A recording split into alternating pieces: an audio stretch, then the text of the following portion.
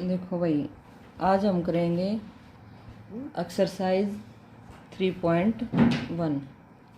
ये हमारा lecture 4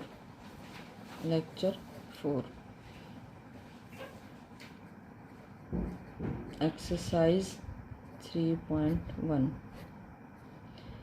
simple harmonic motion की है। ये एक्सरसाइज 3.1 डायनेमिक्स में। इससे पहले लेक्चर में हमने क्या किया कर लिया अभी तक, सिंपल हार्मोनिक मोशन की डेफिनेशन कर ली है। फ्रीक्वेंसी क्या है, मैक्सिमम वेलोसिटी क्या है, मिनिमम वेलोसिटी कैसे निकालनी है, maximum acceleration, minimum acceleration, time period कैसे निकालना है, ये हमने सब डिस्कस कर लिया है।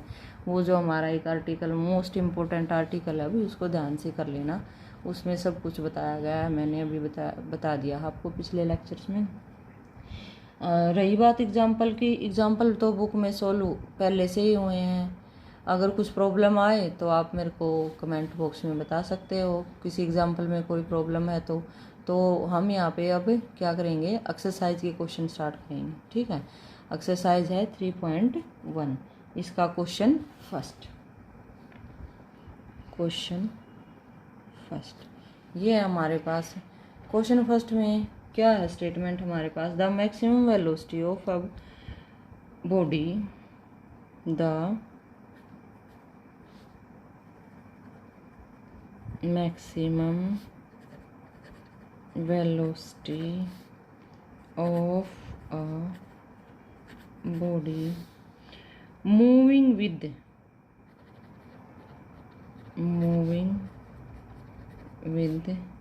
simple harmonic motion is 2 unit per second।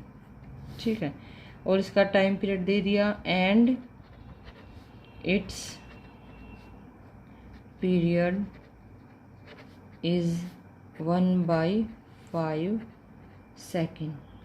इसका हमने निकालना है एम्पलीट्यूड। व्हाट इज इट्स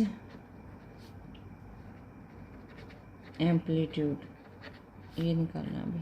ठीक है, ये कहता है कि maximum velocity of a body moving with simple harmonic motion में बॉडी मूव कर रही है तो उसकी वेलोसिटी क्या दी हुई है, 2 यूनिट पर सेकेंड हमें दी हुई है। वेलोसिटी दे दी, उसका टाइम पीरियड दे दिया, हमें निकालना क्या, उसका एम्पलीट्यूड निकालना है। तो सॉल्यूशन क्या आएगा, मान लिया हमने म्यू क्या हमारे पास इंटेंसिटी एंड ए को क्या मान लेंगे हम, एम्पलीट्यूड ऑफ द बॉडी। तो यहाँ पे हमें वेलोसिटी दी है, हम मैक्सिमम वेलोसिटी का फार्मूला हमें बताइए क्या होता है, रूट म्यू ए। पहले लिख लेते हैं इसको, let mu be the intensity and A be the amplitude of the body moving with simple harmonic motion. ठीक है, अब हमारे पास मैक्सिमम वेलोसिटी का हमें फार्मूला पता है क्या है, या तो मैक्सिमम वेलोसिटी ये ऐसे ही लिख लेते हैं, maximum velocity is equal to root mu a. ये है मैक्सिमम वेलोसिटी जो कि हमने लास्ट लेक्चर में आपको समझाया था। मैक्सिमम वेलोसिटी हमें कितनी दी हुई है, ये दी हुई है, ये पहले से ही स्टेटमेंट में दी हुई है। Maximum velocity of a body moving with simple harmonic motion is 2। इसकी जगह पे क्या आ गया हमारा लेफ्ट में, 2 is equal to root mu a. ठीक है, इसको इक्वेशन फर्स्ट कह दिया हमने। अब हमें टाइम पीरियड का फार्मूला पता होना चाहिए, क्या था, t is equal to 2 by root mu. Time t is equal to 2 by root mu, और हमें टाइम पहले से स्टेटमेंट में क्या दिया हुआ है, 1/5। तो इसको किसके इक्वल लिख सकते हैं, इज इक्वल टू 1/5। यहाँ से म्यू की वैल्यू निकाल लेंगे, 2 उधर चला जाएगा क्या हो जाएगा, और पाई भी उधर चला जाएगा तो क्या हो जाएगा, या इस 5 को इधर ले आओ और म्यू को उधर ले जाओ। ये क्या हो जाएंगे हमारे पास, इसको 5 को इधर ले आते हैं, म्यू को उधर ले जाते हैं, तो हमारे पास हो जाएगा root mu is equal to 10 pi, ये आ गया हमारे पास। अब इस रूट म्यू की वैल्यू इक्वेशन 1 में पुट कर देते हैं। Put value of root mu in equation 1। ठीक है, इक्वेशन 1 में पुट करेंगे तो क्या आएगा हमारे पास, इधर क्या है 2 इजक्वल टू रूट म्यू की जगह क्या है 10 पाई इंटू ये ए एज इट इज़। ठीक है, तो ए क्या है हमारा एम्पलीट्यूड। ठीक है, ए तो उधर रख लेंगे, ये 10 पाई इधर आके इसके साथ नीचे डिवाइड हो जाएगी, 2 से 10 को काट देंगे, क्या हो जाएगा हमारे पास 2/10 पाई इज इक्वल टू ए। ये कैंसिल हो जाएंगी टर्म हमारे पास। ठीक है, अब क्या आ गया 1/5 पाई इज इक्वल टू ए, यानी कि एम्पलीट्यूड इज इक्वल टू क्या हमारा ए इज इक्वल टू कितना आ गया 1/5 पाई। ये हमारा आंसर आ गया, एम्पलीट्यूड ही निकालना था हमें। ठीक है, इतना इजी सा क्वेश्चन था। हमें स्टेटमेंट में मैक्सिमम वेलोसिटी दी हुई थी, उसका फार्मूला लगा दिया, टाइम पीरियड दिया हुआ था, उसका फार्मूला लगा दिया, बस क्वेश्चन सोल्व हो गया। अब है हमारे पास इसका सेकंड क्वेश्चन, क्वेश्चन नंबर 2 करते हैं।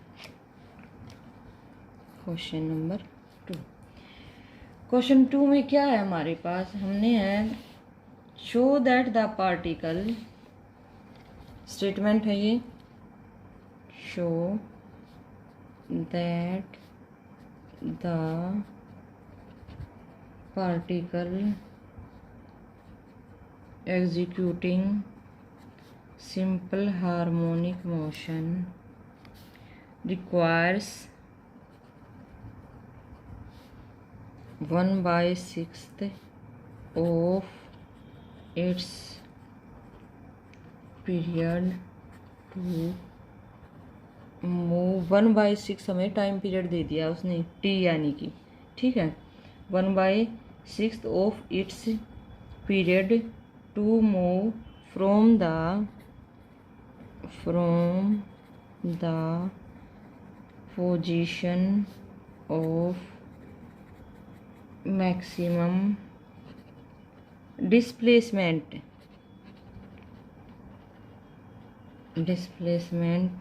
to one in which the displacement is half the amplitude। ये है हमारे पास क्वेश्चन। सॉल्यूशन क्या होगा हमारे पास इसका, पहले क्वेश्चन को देख लें क्या कह रहा है। ये कह रहा है स्टेटमेंट में कि हमने show that the particle show करना है executing simple harmonic motion, simple harmonic motion का यूज करते हुए require 1/6 of its period, time period 1/6 second दे दिया, move from the position of maximum displacement to one in which the displacement is half the amplitude. तो displacement को क्या दिया हुआ है, एम्पलीट्यूड का हाफ दिया हुआ है। अब मान लेंगे कि हमारे पास डिस्प्लेसमेंट है, कितना है, मैक्सिमम डिस्प्लेसमेंट को हम x मान लेते हैं। Let x be the maximum displacement, maximum displacement मान लिया। तो since displacement is given to be 1/2 of the amplitude, half of the amplitude ये दिया हुआ है, ये है displacement is half of the amplitude. तो हाफ ऑफ द एम्पलीट्यूड दिया हुआ है और मैक्सिमम डिस्प्लेसमेंट हमने मानना है x, तो x इज इक्वल टू क्या आ जाएगा a/2। ठीक है, half of the amplitude, amplitude का हाफ, ये हो गया हमारे पास। इसको बोल दिया हमने इक्वेशन फर्स्ट। अब हमें पता है कि x is equal to a cos root mu t, ये हमने इक्वेशन निकाली थी आर्टिकल में, इसको बोल दिया इक्वेशन 2। अब फ्रॉम फर्स्ट एंड सेकंड का मतलब क्या हुआ कि ये x की वैल्यू इसमें से पुट कर देंगे हम, put the value of x ऐसे लिख देंगे, या फिर इसकी x की वैल्यू को यहाँ पे पुट कर दो, एक ही बात है। ये वैल्यू पुट कर देंगे तो ये ऐसे लिख दो, from equation first and second we get, first और सेकंड से हमें क्या मिल जाएगा, इसे ये हो गया a/2 is equal to a cos root mu t. ये आ गया हमारे पास। देखो ये x is equal to a/2 था, इस a/2 को यहाँ पे रख दिया, a/2 is equal to a cos root mu t. और इसको आगे ये क्या हो जाएगा, a से a कैंसिल हो जाएगा, ये हो गया कैंसिल, इधर रह गया 1/2 is equal to right side में कोस रूट म्यू टी। ये आ गया हमारे पास। अब 1/2 किसकी वैल्यू होती है, cos π/3, cos π/3 is equal to cos root mu t. अब कोस से कोस कैंसिल हो गया, ठीक है, ये हो गया हमारे पास, कोस से कोस कैंसिल हो गया। अब यहाँ से π/3 is equal to root mu t, ये आ गया हमारे पास, π/3 is equal to root mu t. यहाँ से टी की वैल्यू निकाल लेंगे हम, यहाँ से ये क्या हो जाएगा हमारे पास, ये टी इज इक्वल टू आ गया हमारे पास π/3 रूट म्यू, इधर मल्टीप्लाई था, इधर आके डिवाइड हो गया हमारे पास। अब क्या करेंगे हम, टाइम पीरियड क्या होता है हमारे पास, t इज इक्वल टू 2π/रूट म्यू, ये होता है हमारे पास।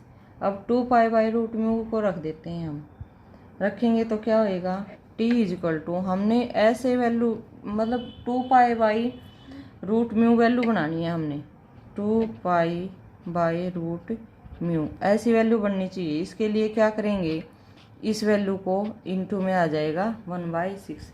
देखो पाई तो पहले से ही था, रूट म्यू भी पहले से ही था, 2 से मल्टीप्लाई कर दिया और 2 से ही डिवाइड कर दिया।